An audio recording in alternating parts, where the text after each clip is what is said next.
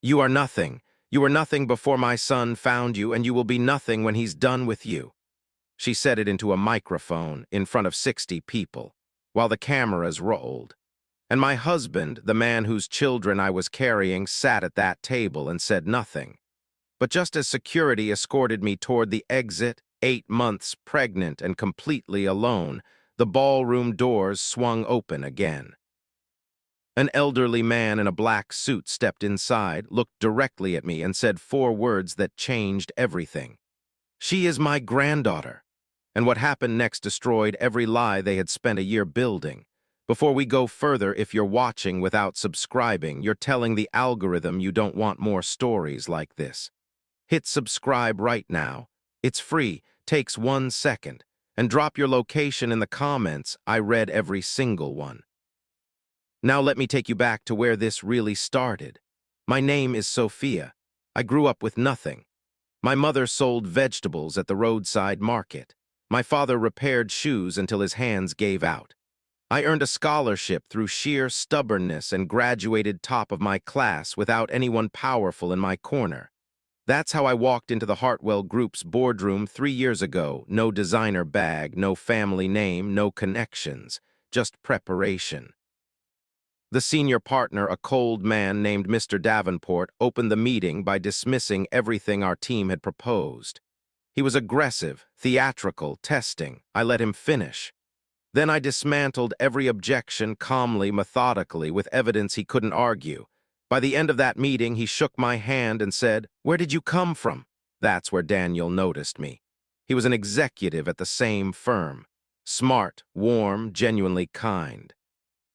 We spent months working side by side before he ever asked me to dinner.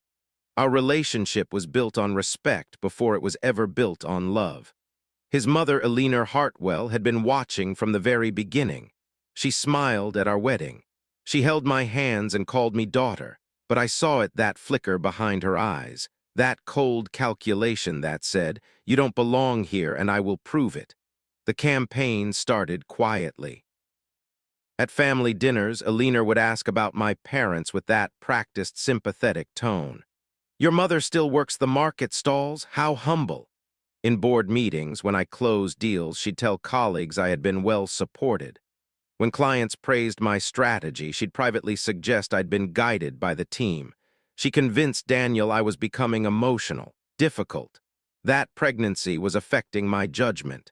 And slowly, painfully slowly, I watched my husband start to see me through her eyes. I documented everything. Every email, every timestamp, every deal with my name quietly erased from it. I wasn't doing it to fight back yet. I was doing it to remind myself that I wasn't losing my mind. Because when everyone around you rewrites reality, you start to doubt your own memory of what's true. 8 months pregnant, carrying twins, I negotiated the largest acquisition in Hartwell's history. The target company's CEO, a famously skeptical man named Mr. Vance, had rejected 3 firms before us. I spent weeks studying him, not just his business, but his values, what he protected, what he feared, what he respected. When I finally got him on a call, I said, "I'm not here to convince you we're the best option. I'm here to show you we're the only one that makes sense." 6 months later, we were signing contracts worth more than anything this company had ever seen. And Alina organized a gala to celebrate. I told myself it was a turning point, that she'd finally accepted me. I bought a new dress. I practiced what I might say if asked to speak. I was walking into a trap. The ballroom was beautiful, 60 guests, cameras, crystal everything. And not once through the entire evening was my name mentioned.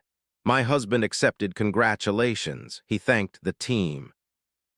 He stood at that podium and let strangers shake his hand for work I had done while I sat beside him, invisible, one hand resting on my belly. Then Alina took the microphone. She spoke about integrity, about knowing your place. She talked about my village, my parents, my background. She called my contributions supportive. She called my ambition misaligned expectations. She looked at me with false pity and said, "Pregnancy makes us see things that aren't there, doesn't it, dear?" 60 people watched, cameras rolled, and my husband stood slowly, mechanically, and said, "Sophia, I think you should go home. You're clearly not well." I stood on shaking legs. I said clearly and calmly that I had built that deal from nothing, that every strategy, every negotiation, every breakthrough had been mine. Nobody spoke.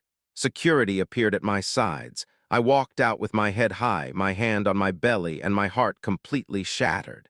The doors began to close behind me. And then a car pulled up, a black Bentley moving with quiet precision. The rear door opened. An elderly man stepped out, dressed in an impeccable suit, moving like someone who had never needed to prove anything to anyone. He looked at me.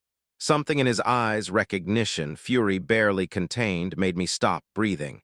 He walked past me back toward the ballroom and said to the security guards, "Keep those doors open." His name was George Weston. 40 years ago, he built Weston Capital from nothing, sold it for billions, spent 3 decades in deliberate quiet until a colleague mentioned a brilliant strategist named Sophia who had closed an impossible deal and come from his hometown. He had spent 3 months confirming what he suspected, that I was his granddaughter, that my mother, his daughter, had left after he rejected her husband for being too ordinary. A man who repaired shoes, a man he dismissed. A man he had spent decades regretting. He took the microphone from Alina's unresisting hands, and then he showed them everything. Emails she had sent erasing my credits.